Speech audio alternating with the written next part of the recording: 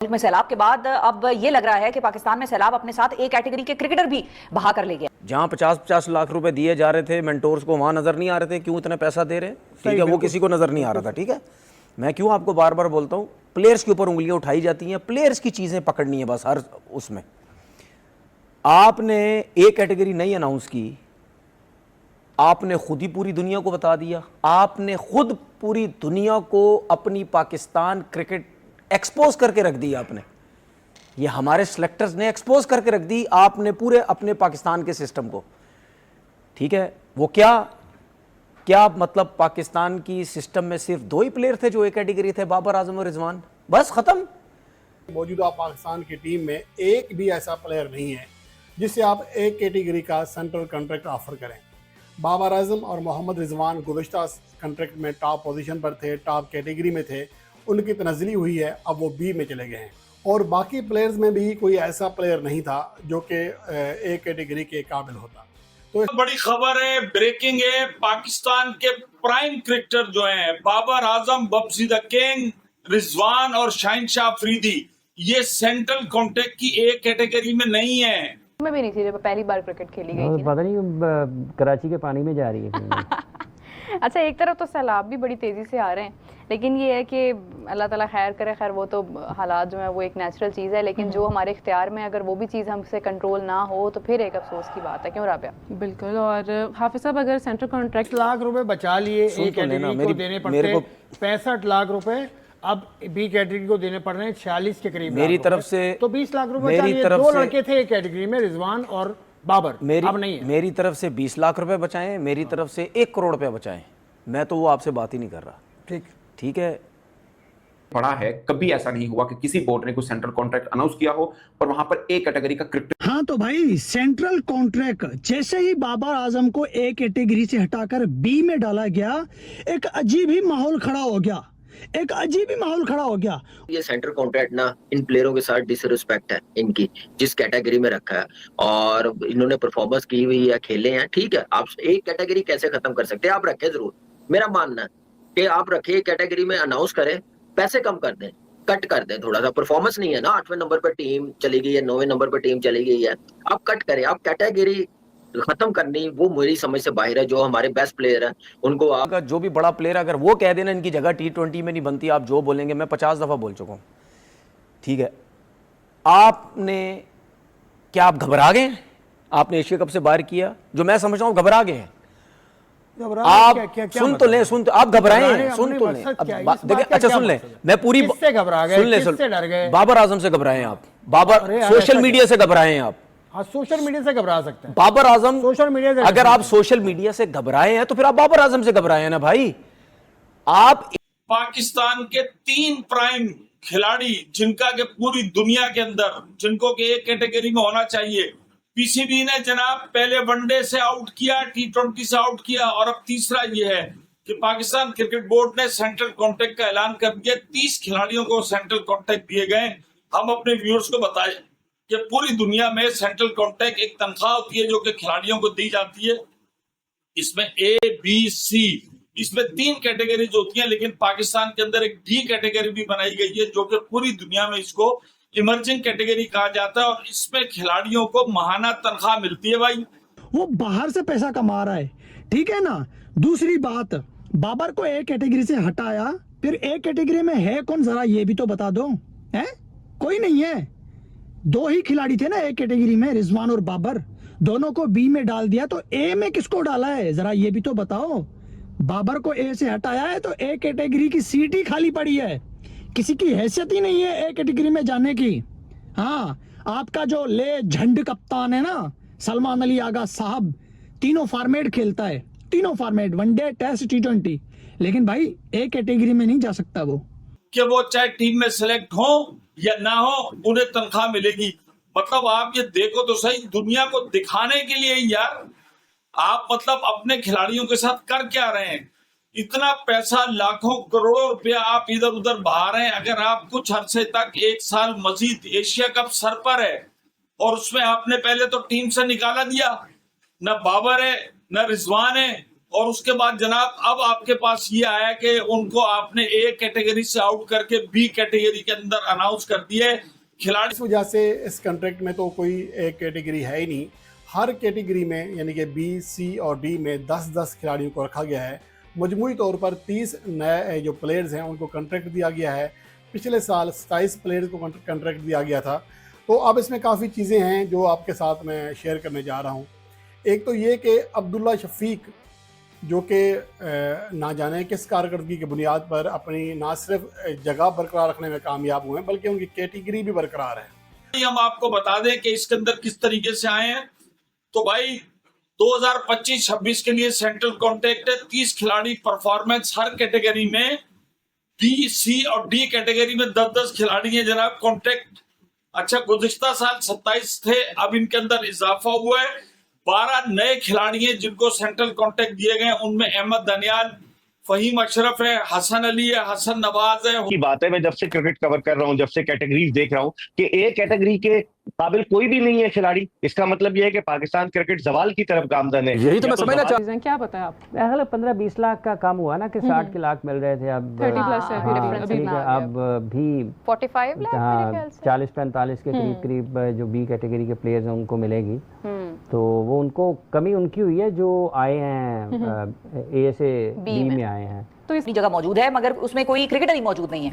One day team के मौजूदा कप्तान मोहम्मद रिजवान और साबिक कप्तान बाबर आजम को ए कैटेगरी से निकाल दिया गया है और उन्हें अब बी कैटेगरी में जगह दे दी गई है, जबकि फास्ट बॉलर शाहीन आफरीदी को गुज़िश्ता बरस ही ए कैटेगरी से बी कैटेगरी में रख दिया गया था।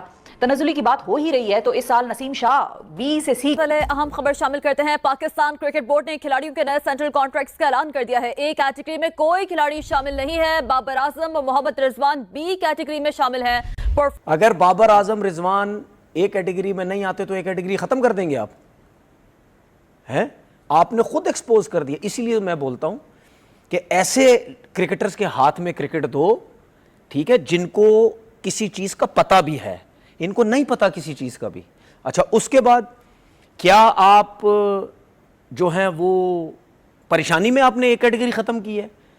जो मैं समझा, जो मैं क्रिकेटर्स की साइकी समझता हूं, सबसे बड़ा प्रेशर इनके ऊपर यह था कि बाबर आजम रिजवान को इन्होंने जो एशिया कप से बाहर किया, आगे पीछे हर जगह से प्रेशर आया। भाई पूछ रहे लोग क्यों भाई, क्यों बाहर किया? भाई का मैंने ठीक है, क्यों बाहर? मेरे ख्याल कहीं यूनुस खान ने भी कहीं बात की है शायद। यूनुस का मैंने सुना नहीं। डी, सी और डी कैटेगरी किसने बनाई है? आकिब जावेद और माइक हैसन ने बनाई है। ज्यादातर इसमें तो आकिब जावेद का अमल दखल रहा। तनख्वाह हर महीने लेते हैं उसकी अनाउंसमेंट की है। खास बात यह है कि बाबर आजम, रिजवान, शहीन और जो ए लिस्ट में पाकिस्तान के क्रिकेटर्स थे जिनकी तनख्वाह 65,70,000 रुपए फी महीना थी, वो कम करके 45 लाख। अभी मैं समझता हूँ कहीं ना कहीं कसूर है, मैनेजमेंट को मजबूर किया इतना हार्श डिसीजन लेने पे। तो अब क्या कह सकते हैं, दोनों तरफ इक्वली आप कह सकते हैं प्रॉब्लम है। और कौन बेहतर करेगा, किसने सोचना है, मैनेजमेंट को कौन सोचेगा, उनकी परफॉर्मेंस क्या, उनसे कौन रिजाइन लेगा। ये इस बात का बिरमला इतराफ है कि हमारे पास ए कैटेगरी का कोई भी प्लेयर नहीं है। और मजे की बात है, बी कैटेगरी में सबको एक ही लकड़ी से हाँक दिया गया है। क्या हसन अली बी कैटेगरी में रिजवान, बाबर, शाहीन शाह अफरीदी के साथ आते? समझ में नहीं आता। उन्हें तो बी कैटेगरी मैंने भी दिखाना। कैटेगरी ए से ड्रॉप हो गए और ये कैटेगरी ए से ड्रॉप होना आसान काम नहीं है भाई। 20 लाख रुपए का मसला है। 20 लाख रुपए अगर आप डॉलर में भी कन्वर्ट करो तो 7-8 हजार डॉलर का फर्क पड़ जाता है। काफी अच्छे खासे पैसे हैं जो कि बाबर और रिजवान के अब काटे जाएंगे। दो ही थे वैसे प्लेयर हमारे सेंट्रल कॉन्ट्रैक्ट। बाबर के साथ, रिजवान के साथ, शाहीन के साथ, फिर ऐसे जम मारे हैं जो खेल नहीं रहे, जो फिट नहीं है, उनको हाई कैटेगरी दी हुई है बी। जैसे अब टॉप पे बी है ना, ये तो खत्म हो गई है, कोई प्लेयर नहीं है। तो मुझे समझ नहीं आई क्या माइंडसेट के साथ सेंट्रल कॉन्ट्रैक्ट अनाउंस किया। और मुझे लग रहा है जैसे टीम एशिया कप की अनाउंस की है ना, बगैर सोचे समझे, आगे का सोच के, इवेंट का सोच के। ब्रांड फलाना ढींगा यार, ब्रांड बाबर आजम है। आपने कितनी अच्छी मिसाल दी है शुभमन गिल की। गया है वहां पे परफॉर्म करके दिखाया, अपनी कौम का सर फखर से बुलंद किया। इंग्लैंड को, इंग्लैंड में सीरीज का बराबर करना, it's like a series win. Young team, young कप्तान, दे आर परफॉर्मिंग। आप जो मर्जी कर ले उनके बारे में, लेकिन वो उनका जो बच्चा आता है वो 25-26 के लिए पीसीबी के नए सेंट्रल कॉन्ट्रैक्ट्स वो सामने आ रहे हैं। उनके ऊपर ठीक ठाक किस्म की कंसल्टेशन चल रही है कोचेस के साथ, जिसे कहते हैं पीसीबी की जो मैनेजमेंट है उसके साथ।